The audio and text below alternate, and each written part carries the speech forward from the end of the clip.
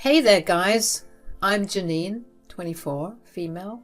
I've got this wild story to share about how my life went from keeping quiet and letting people walk all over me to finding the courage to stand up for myself. Alexa, play Roar by Katy Perry. Like I mentioned earlier, I used to be that girl who was conditioned into being a total doormat. You know, always second-guessing myself, never speaking up, letting folks bulldoze right over me. But hey, I'm pretty sure a lot of us girls go through that stuff growing up, right? So let me take you back to the time when I met my ex-husband. This guy, Ashley, he was this towering 6'3" dude with a full beard. And yes, the irony isn't lost on me that such a man could be named Ashley, LOL. Guess his parents were expecting something different. Anyhow, this guy was an absolute beast. Couldn't let anybody even look at him the wrong way, but that's what drew me to him in the first place. He was assertive, dominant, and just oozed confidence. I mean, he was the complete opposite of little old me, which made me swoon. I fell head over heels for him because he represented everything I wasn't. Strong, decisive, and not afraid to speak his mind. I let him make decisions about everything, and I was cool with that. He was also a bit older and more experienced, and I trusted his judgment. My job, I thought, was just to sit there and look pretty. Life seemed pretty peachy like that. Fast forward to a few weeks after our third anniversary, and things started going south. Ashley, who used to be this confident and assertive guy I admired, started getting more and more rude.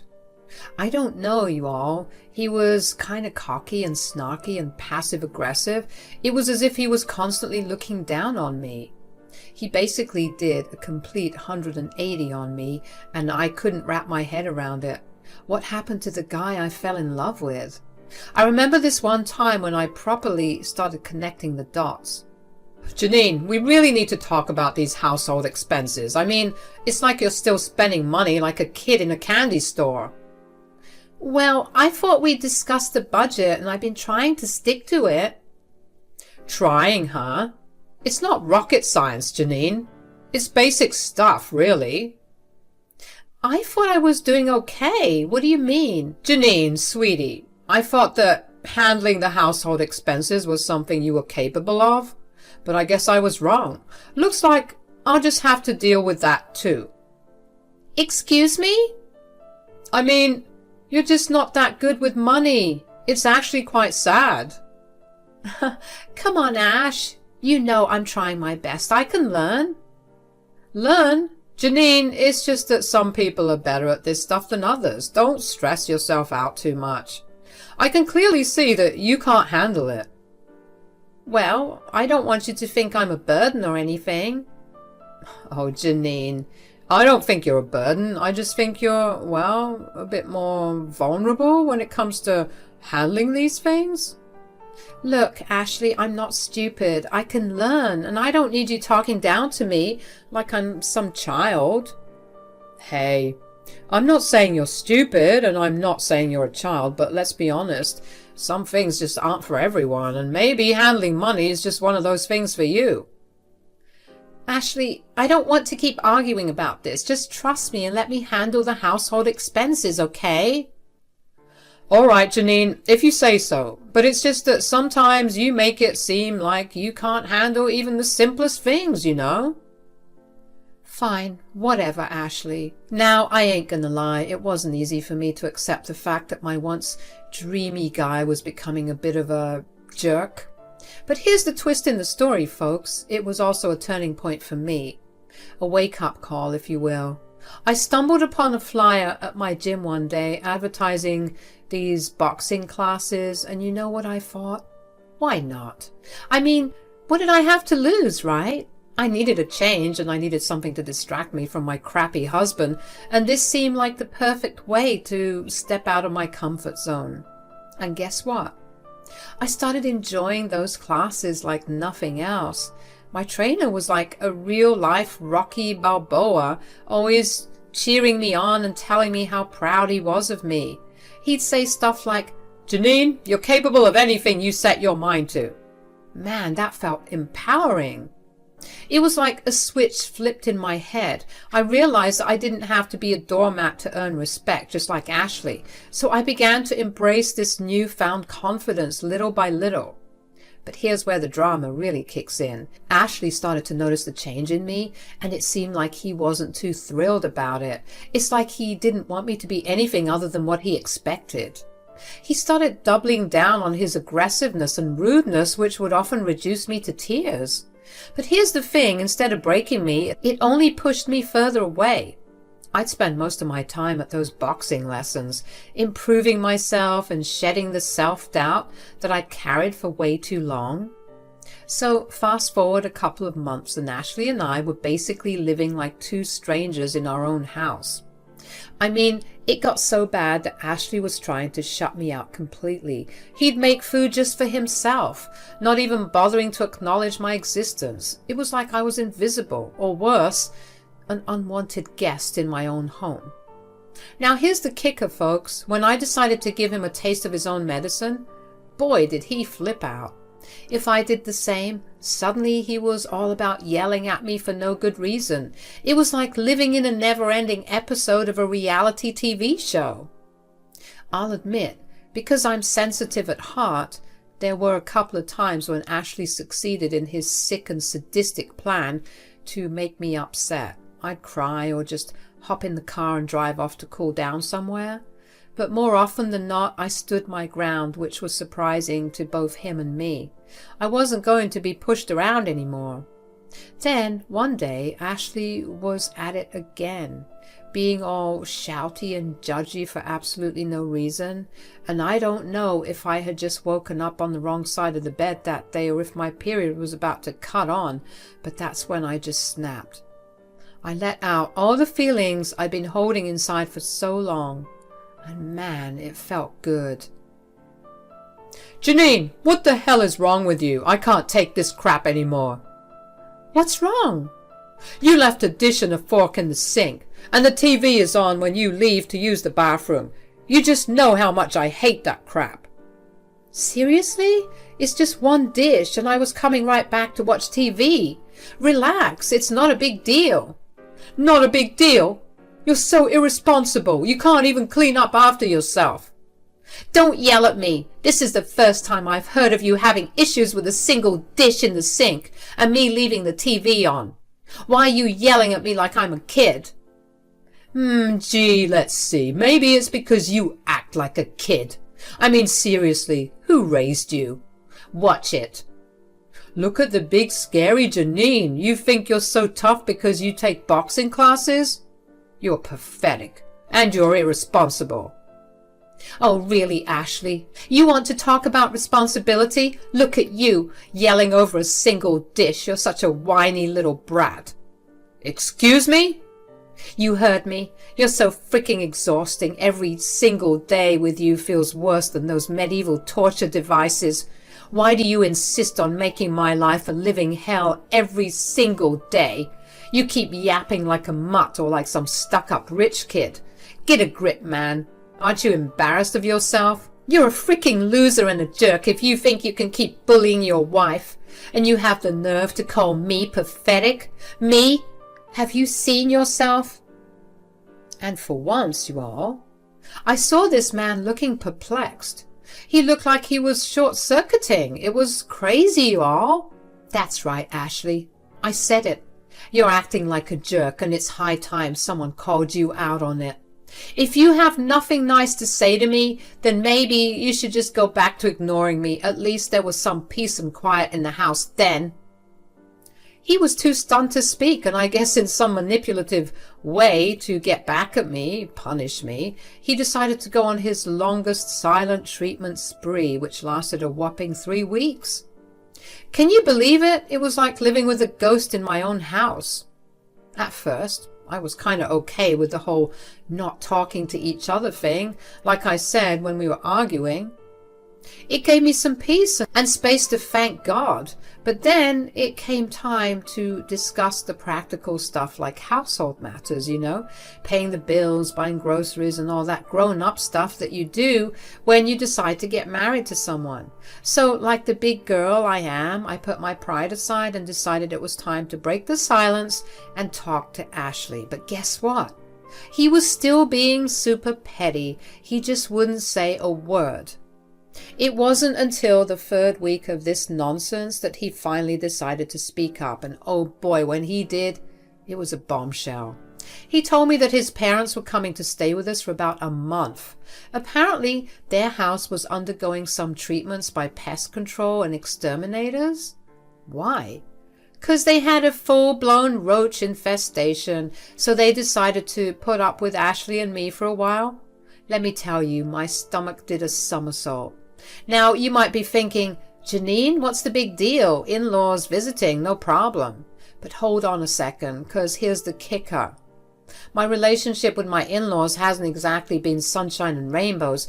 All of it goes back to some drama that went down during Ashley and Mai's wedding. So just to give you a brief rundown on what happened on my not-so-special day, I was all dolled up in my beautiful wedding dress and everything was just perfect. Until, well, Jasper, my father-in-law, decided to do something pretty spectacular. He, ruined my wedding dress. Yep, you heard that right. He wasn't paying attention to where he was going, despite being told many, many times to sit down. I think he was already tipsy at that point, and he managed to step right on the train of my gown and spill his whole wine glass on me. You can probably guess what happened next. I burst into tears, completely distraught, my makeup smudging and looking like a hot mess. I didn't know what to do. Now, you'd think that on a day like that, anyone would cut you some slack, right? Well, not my mother-in-law, Natalie. Oh no, she decided that my tears and the attention I was drawing to myself were completely unnecessary. Like, are you kidding me, lady?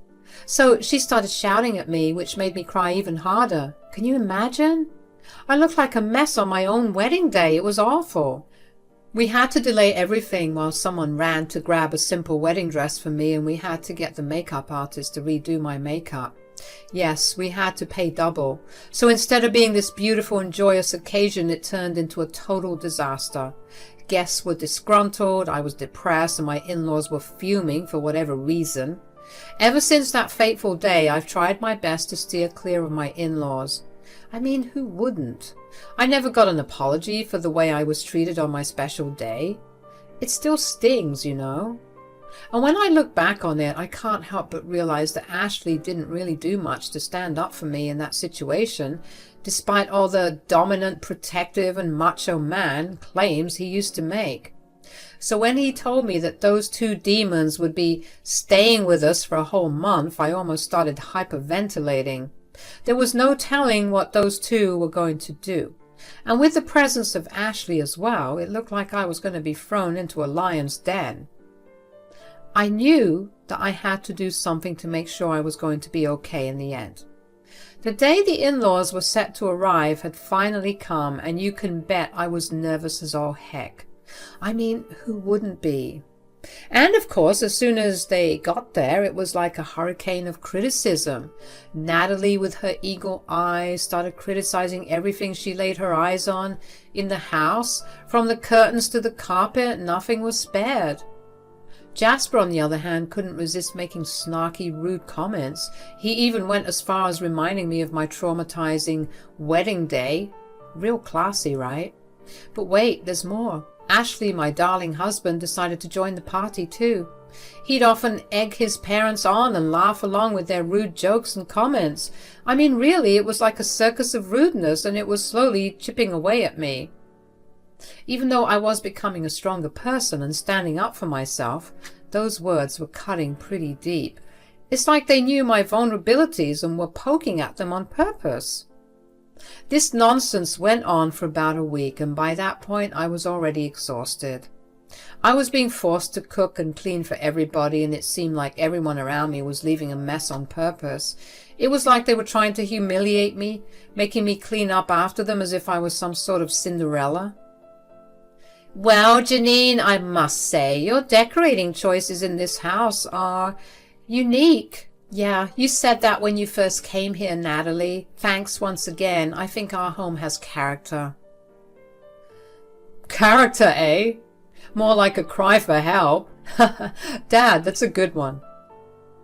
And Janine, remember that wedding dress incident? Such a drama queen crying over a little issue. How sad.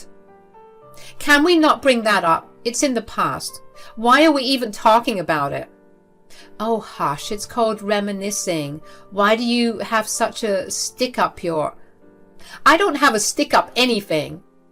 Oh, well, maybe you need something because clearly you're stressed. Ash seems like you aren't treating your lady right.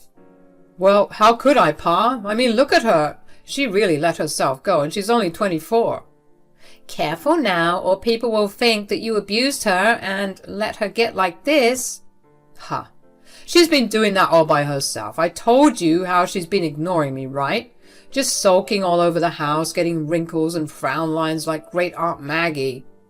No, really? That's not true, Ashley, and you know it. Don't say it like I've been doing this on purpose. You're the one who's been treating me like scum. Even if that were true, you think the solution is to shut me out? What are you talking about? You're the one shutting me out. All of you are just mean and crazy. You always bring up crap that hurts me. Oh my goodness, are we back at the wedding thing? I told you we were joking. You need to lighten up. Jeez. Yeah, Janine, lighten up. Seriously, Janine, that was hilarious. How could you not laugh? You guys are acting like high school bullies. It's pathetic. Oh, listen to her playing the victim as always.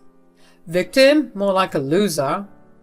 Yeah, a loser who can't even handle a little teasing. Ashley, how have you survived this long? By the grace of God, Dad. It's all through the grace of God. That's enough. I can't take this anymore. I went upstairs and decided to lock myself in my bedroom to cry for a bit. So after I locked myself in that room and had a good cry, I started tossing things around in frustration. It was like I'd reached my breaking point and I couldn't take it anymore. And then I had this moment of clarity. I thought, you know what, Janine? You'd rather spend money on a motel than live in this nightmare any longer. So I started rummaging through my drawers, getting clothes and looking for other things I might need while I was away. And guess what I found? The deed to the house. You see, the house we were living in, it belonged to my father. Hence all the unsolicited opinions about the decor from those evil people downstairs. The house was originally mine, but he decided to give it to us as a wedding gift. It had remained in my name for the longest time, even after the wedding. We always meant to get it changed to include Ashley's name on it, but well, we never got around to it. You know how that honeymoon phase can make you feel all delusional and delirious, right? Just leaving well enough alone and enjoying your life, because even though the house was technically mine, we certainly didn't feel that way. And we didn't see any rush in getting the deed updated. A stupid overlook on our part, but perhaps it was a blessing in disguise.